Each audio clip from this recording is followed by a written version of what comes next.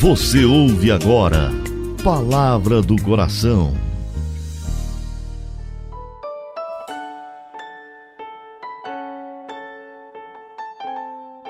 Em nome do Pai, e do Filho, e do Espírito Santo. Amém. Ó sangue e água, que jorrastes do coração de Jesus, como fonte de misericórdia para nós, eu confio em vós. Acolho você mais uma vez com muita alegria, nesta terça-feira, 21 de setembro. Eu sou o Padre Delton. Peço licença para entrar na sua casa, para falar com você no dia de hoje, para trazer ao seu coração uma palavra, a palavra do coração de Jesus. Quero agradecer imensamente você que tem acompanhado toda a trajetória da comunidade de Coração Fiel, inclusive participando, como ontem aconteceu aqui, a Missa da Amizade, que foi presidida pelo Padre Tiago.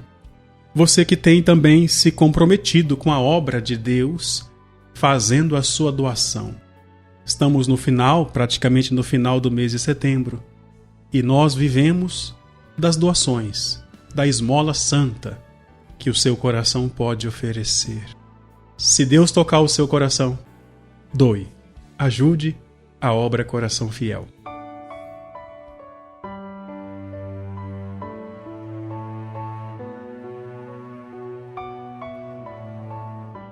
A Igreja Católica celebra no dia de hoje a festa do apóstolo São Mateus, apóstolo e evangelista.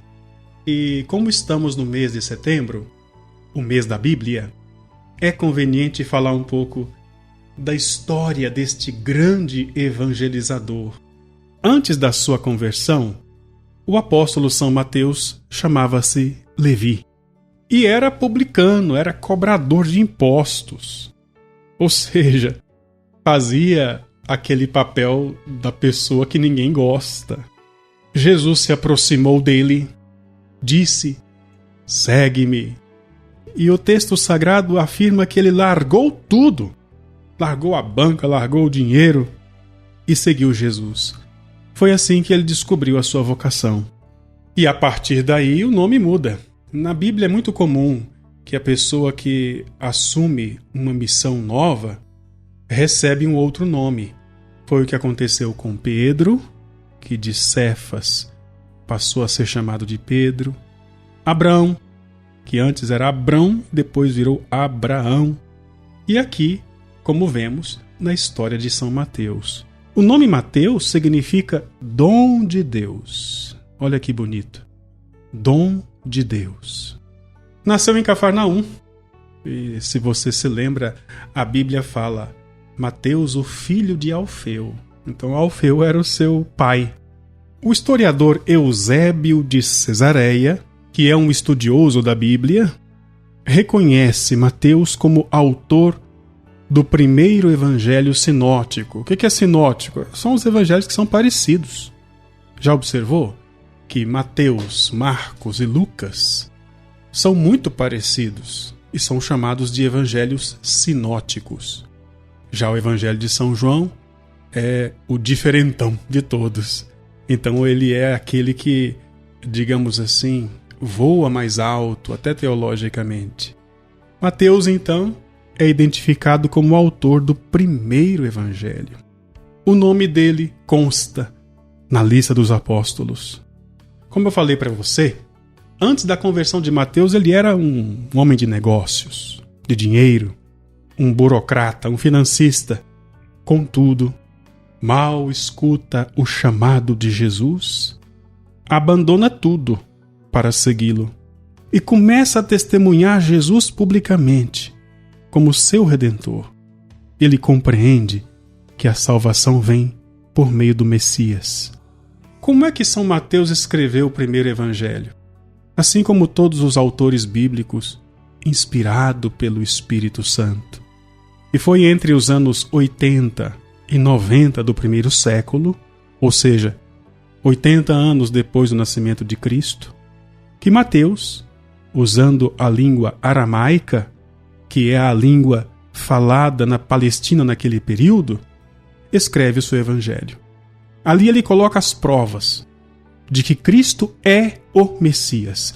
Então, se você pegar o livro de Mateus, o Evangelho de Mateus, na sua casa e começar a ler, vai perceber que o objetivo do autor, Mateus, é provar que Jesus é o Messias. E ele escreve isso para os judeus cristãos, ou seja, aqueles que estavam saindo do judaísmo e aceitando o Messias, o Nazareno, o filho de José e de Maria. Ele, segundo as provas que Mateus reúne, é a concretização das profecias do Antigo Testamento. Por isso que o Evangelho de Mateus começa com a genealogia humana de Jesus. E é interessante que Mateus não perde a oportunidade para colocar em relevo aquilo que ele conhecia tão bem. É no Evangelho de Mateus que se fala muito a respeito da cobiça do dinheiro. Não ajunteis para vós tesouros na terra, onde a traça e o caruncho os destroem. Não podeis servir a Deus e ao dinheiro. São frases fortes que saíram da boca de Jesus, é claro, mas que Mateus consegue sintetizar de maneira extraordinária porque ele conhecia pessoalmente essa situação. Segundo tradição, Mateus teria evangelizado várias regiões dos Partos, da Pérsia, da Etiópia, e ali, claro, muitos sinais, muitos prodígios, e depois sofreu martírio. Como morreu o apóstolo São Mateus? Morreu decapitado. Ficou conhecido na história da igreja, nem tanto pela sua obra missionária, mas pelos seus relatos, pelo seu evangelho, pelas bem-aventuranças, pela oração do Pai Nosso, pelos 7 pedidos, que ele consegue sintetizar no seu escrito evangélico.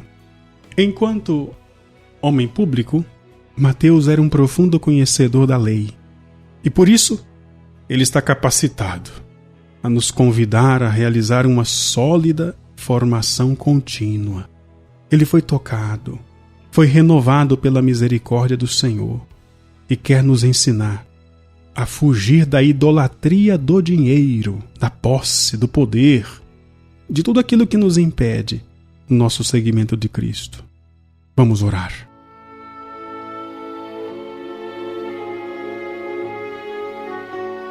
Querido Deus, Pai Santo, Pai do céu, em nome de Jesus, pelas mãos de Nossa Senhora e pela intercessão de São Mateus, concedei-nos a graça da verdadeira conversão.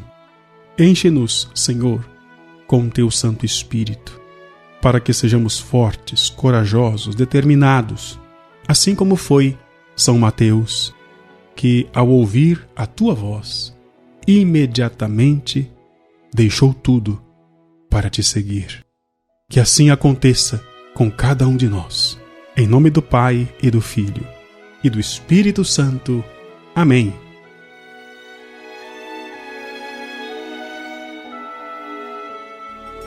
Você ouviu Palavra do Coração.